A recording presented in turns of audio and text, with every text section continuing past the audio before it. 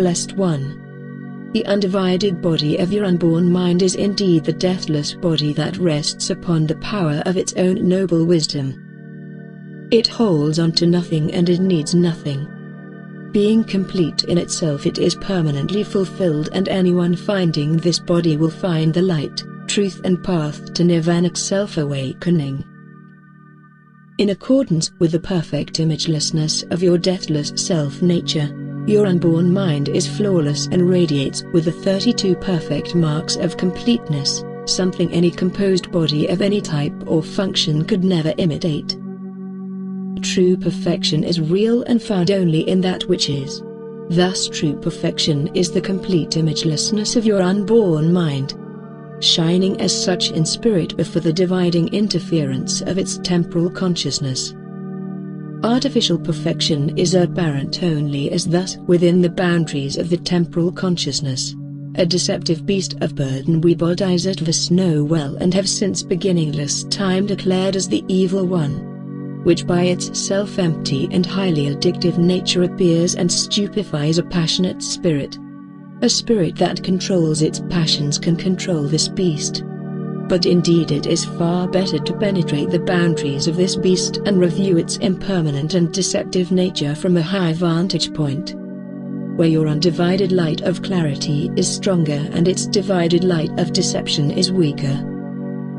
To believe that the apparent interactions of images and their apparent rapid transformations between form and emptiness is the absolute reality of your unborn mind and thus your true self, Blessed One, is to open the door to much spiritual misfortune. Even further on, to believe that the real can be found in the midst of the temporal consciousness, is to not see, to not know, nor possessing the true nature of the unborn mind, but only acting and speaking with the robe of ignorance deeply engraved in spirit and mind. Blessed One. It is the minutest attention to its basic structure that reveals its architecture and its ability to divide, distort and conform with the passions and desire images of a self-ignorant spirit. But penetrate this architecture on its smallest level and one will find nothing but emptiness. To find the divine power of your unborn mind, one has to go even further. For it is the sheer imagelessness of your noble wisdom, Blessed One, that empowers and enables the very appearance of this highly morphic and artificial field of desire. Your indiscriminate compassion is limitless and is aroused within their desires. Yet when they seek and find completeness in you, for their sake, it will end. For it is so. Where your unborn mind heals and enlightens with the indisputable perfection of its content, the temporal consciousness deceives with the apparent perfection of its appearance. Blessed are those whom realize that where there is great power in the world of this consciousness, there is also room for great error. Anyone abiding in your undivided light recants such power, for it is the very base of spiritual corruption and great suffering. To train one's spirit and mind diligently in possessing the nirvanic body of the unborn is to possess the lamp that clearly reveals the way of one's true self. It is to know the origination of one's own true nature and thus behold the nirvanic completeness of your unborn mind. To become one with your unborn mind is to become spiritually immersed in the undivided awareness power of your divine body, not becoming lost in the defiled consciousness of the evil one. Being spiritually immersed in the sheer and undivided awareness power of your unborn mind and nothing else is the very meaning of nirvana.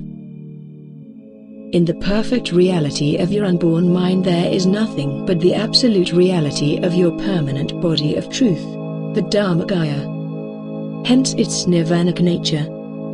Whoever awakes completely with the permanent awareness of the Dharmakaya, holding no further residues of a temporal consciousness and its myriad bodies of desire, in spirit and mind, is thus one dwelling in pari-nirvana. The nirvanic freedom this incomparable wisdom and power offers in pari-nirvana is impossible to reveal here, and thus it remains a mystery to all except those who have found true completeness in the unborn mind. Blessed One. As it is foretold and as I have vowed since beginningless time, I am both the destroyer of evil and compassionate revealer of truth. In the Dharma ending age of each spirit, I will be the bringer of your undivided light to those whom suffer from the deceptions of the evil one. Whoever is able to behold my true nature as such at the time of my revelation, will know and behold their own true nature. The time of my revelation will not be mistaken. For once it is clear in the mind of every awakened spirit, a great eagerness will arise within their kindled spirit to behold your wisdom with the true eye of the Buddha Dhamma. Empowered with this eye of truth, I will reveal to them the power that ascends and releases spirit from all evil and thus all further suffering.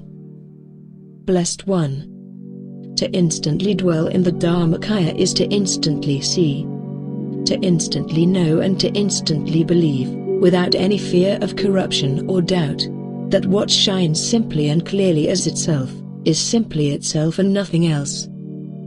Thus the awakened discovers the miracle of the real beholding the real, the pure, undefiled, nirvanic sight of your true nature and thus their own. Whosoever witnesses and fully abides in this incomparable light of noble wisdom, having spirit and mind purified from its last defilement, will indeed embrace the nirvanic revelation of their true body. The culmination of this is a blazing tenfold ascension towards the self-fulfillment of awakening in the permanent kingdom of their own absolute reality, the Dharmakaya. This final awakening is indeed to taste the fruits of pari-nirvana, being able in spirit and mind to bask in your compassionate presence. For your true body is indeed deathless, a permanent and indestructible reality that in itself has no shadows and thus no room for error and suffering. It is the absolute body of one's own spirit, which was there in the beginning, is without end and remains in all its glory. That which is what it is.